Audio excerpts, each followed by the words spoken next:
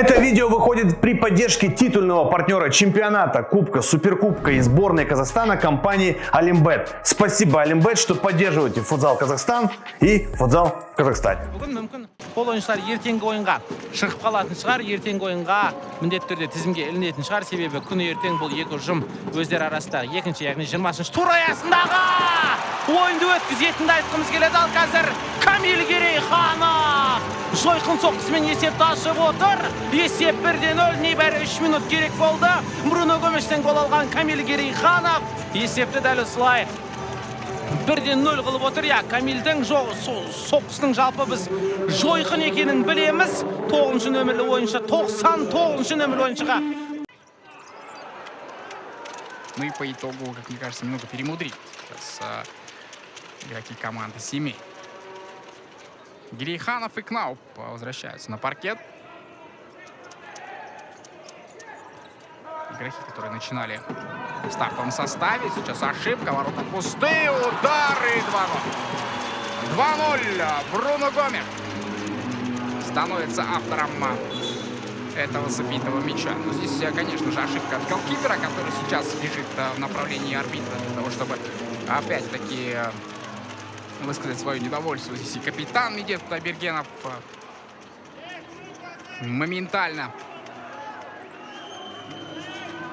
начинает оказывать давление на рефери. Но, как мне кажется, здесь уже решение судьи точно не поменяют. 2-0. Бруно Гомес. Дәл осы тұста енді бір ойын тәртібі бұзылды дейді. Соған наразылығын білдірген үшін сарыға салған болатын. Қазір Бруно! 3-0. Бруно Гомес бұл жолы ешқандай да ойын тәртібін бұзбай гол соға аламын деді.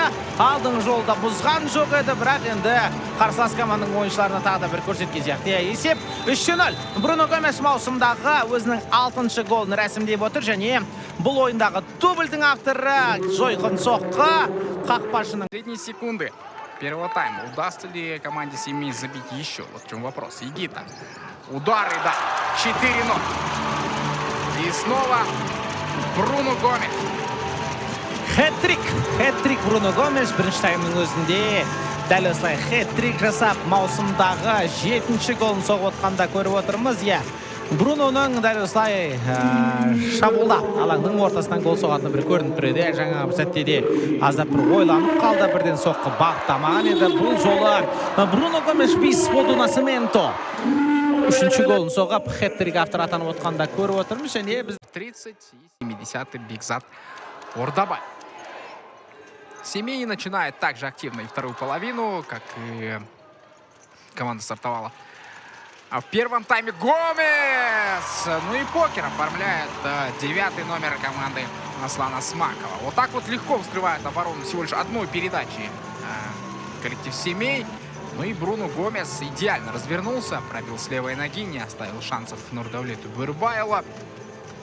Увеличился разрыв. Ну и смотрите, как сыграл голкипер. Такое ощущение, что не ожидал такого мгновенно. Кто-то сегодня не сможет его перебить, пока можно назвать его лучшим игроком этой встречи. А «Семей» в погоне. Ну и вот уже команда ставит точку этой атаки. 6-0 становится счет. Родригиньо, автор очередного забитого мяча. Ну и, как мне кажется, Шимкент уже прекрасно все понял после перерыва. Команда вышла абсолютно расклеенной. Ну, по-другому и не описать то, что сейчас происходит на паркете. Очень легко, практически без сопротивления сейчас наиграть некоторые комбинации. Кнауп, пас-центр, Керейханов опустился глубоко в поисках мяча.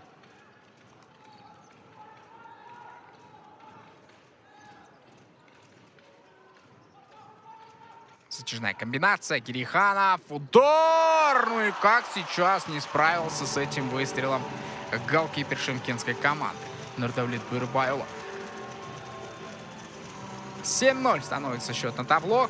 Камиль Керейханов отпраздновал очередной свой забитый мяч. Ну и можно сказать, что уверенно обосновался Керейханов теперь на второй строчке в гонке бомбардира. Здесь, наверное, все-таки оборонцы больше подвели.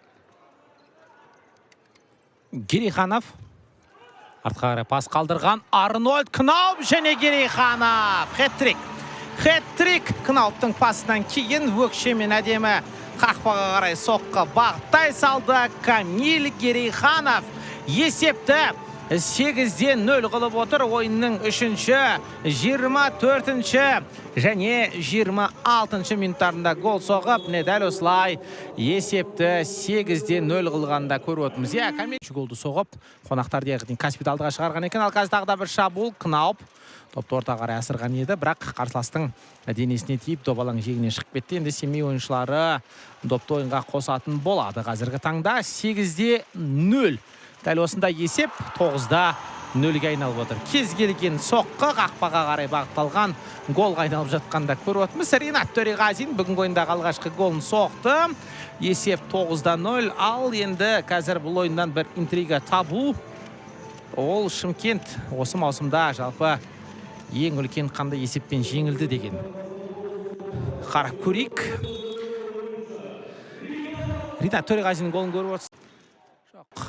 Ақыр соңында жақсылықтан кеткен екен доп. Дәрбай допты ойынға қосты. Марселоның жойқын соққысы. Қақпашы доптан қорқып кеткен сияқты. Шынымен де қазір қайталауды қарайтын болсақ, оңға қарай бір қадам жасады. Ал Марселоның жойқын соққысы ойындағы есепті 10-0 қылып отыр, құрметті ағайын. Есеп 10-0. Ал қайталауды қарайық қазір. Міне Марселоға допты қалдырды. Ақжол қақпа қарай соққы бағытталады. Ал қақпашы міне көрдіңіздер. Бұны Кәрменовтің ашылғанын күткен болатын жоқ. Бұл Ақжол Дәрбай екен.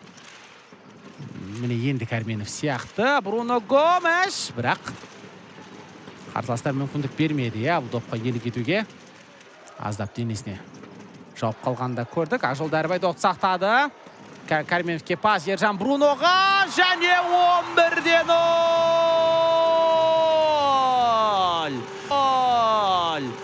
Бруно Гомеш бүгін пентатрик автор атанып отыр. Бұған дейін покер жасаған болатын.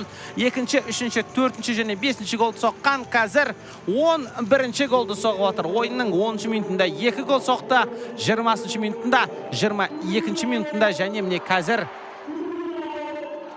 11-де 3 есебімен жеңген екен. 18-ші қараша күні одан алдым 10 гол Қайрат қақпасына соққан әріптесі Мади сіздерге жеткізген болатын. Рекорд соғыс 11 гол екен Жетісу қақпасына. Ол кезде жалпы Пиалы Дедезиньо дубль жасаған екен.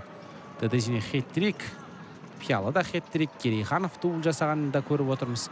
Ал қазір Ақжол Дәрбай есепті 12-0 қылды және Семей осы маусымдағы өз рекордын жаңартып отыр. Бір ойында 12 гол Семей командасы әлі соқпаған еді. Міне соқты. Ержан Кәрменовтен әдемі пас алған Ақжол Дәрбай есепті ойынның аяқталуына 3 секунд қалды.